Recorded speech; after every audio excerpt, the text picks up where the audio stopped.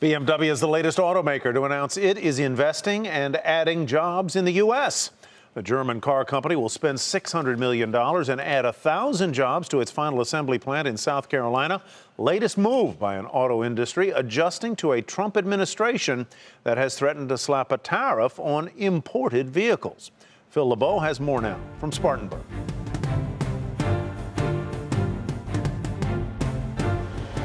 BMW's biggest plant in the world is getting a little bigger.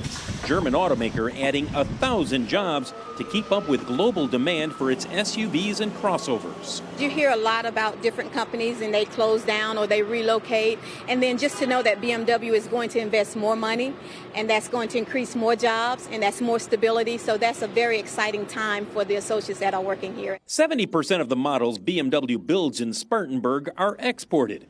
That's good news in the eyes of the Trump administration.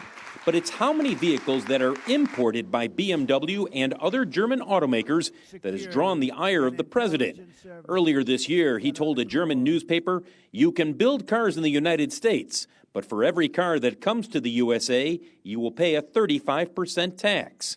BMW chairman Harold Kruger has met with Trump and is confident there will not be a tax slapped on imported BMWs. I'm not worried because we explained when I was in Washington with the German Chancellor and had the opportunity to talk about our business here in Spartanburg.